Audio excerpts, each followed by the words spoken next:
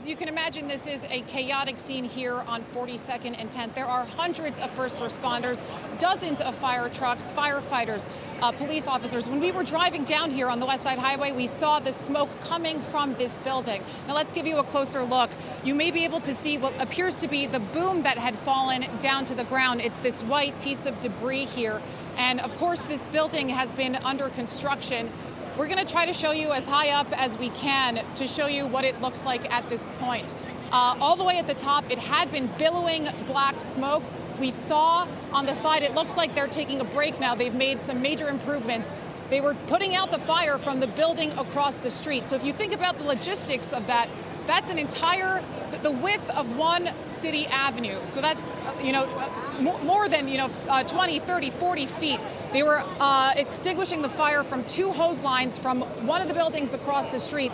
And you have to think in these types of situations, typically, if the building is not under construction, the FDNY would take the elevator up to try to put out the fire. Looks like firemen are on the building as well. So great, they were able to get up there. So just a few minutes ago, they were attacking this fire from across the street.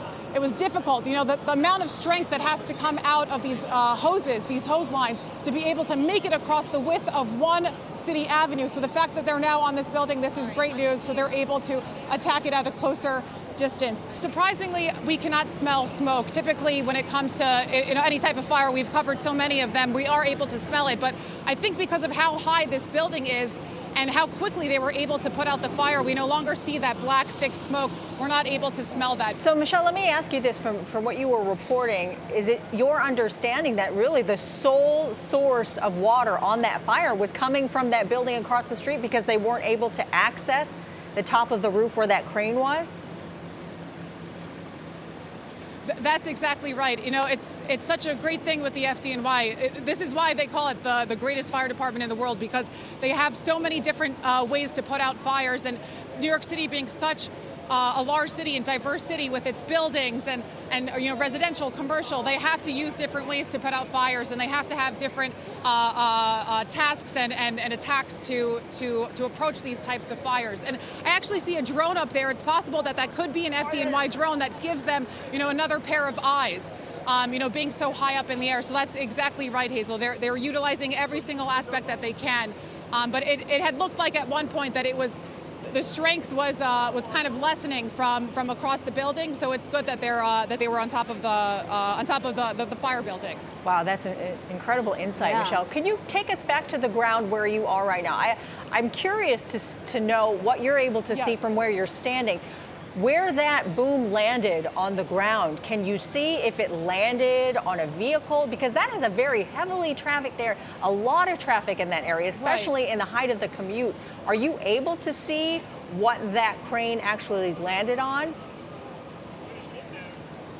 I'm going to try to walk as close as I can, but where Ian, our photographer, is right now, there is a fire truck blocking it, but I'm going to try to walk around. Hopefully I can get close. Let's see. Yeah, so it looks like as if it fell on top of it fell on the ground, but it looks like it's on top of, it just barely missed some type of construction vehicle. It doesn't look like there were any cars in that area. It looks like it fell on top of, just right next to a construction vehicle, but on the sidewalk. So unbelievable. We did hear that one person was injured. It's possible that, this person, we don't know where they were, but luckily there weren't more people walking in this area. But being that this was a sidewalk, it looks like there's scaffolding, so possibly also the scaffolding could have helped break the fall and not make it so heavy as it was coming down. It looks like a window was cracked. Yes. We're going to try to zoom in as much as you can. I'm not sure if you guys see that. And then, so it looks like that's pretty much the only damage from our viewpoint on this side.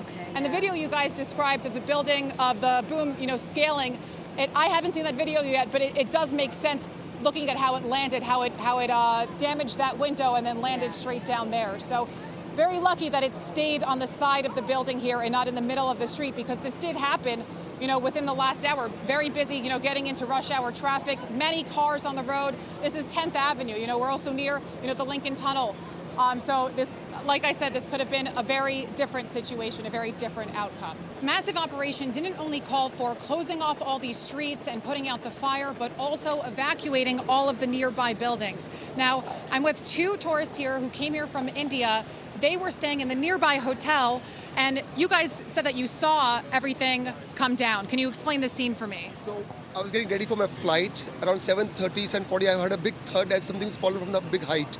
And when I looked out of my window, I could see the fire right up there. I asked you if you were scared at all, and you said that you were actually impressed, seeing New York City come together in crisis and the first responders. It's amazing. Fire department, police department, first responders, the people from the hospital, the essential services, they all just converged on the spot, made us all safe. And I feel as a tourist, as a visiting person, as a New Yorker, I should feel very proud that these are people looking after us. I'm very proud. And you guys have a flight to catch back to India at 12, but they're not letting you back in the hotel. It's a crisis, let's be honest, but to see the team working together, it makes me feel so safe in the city.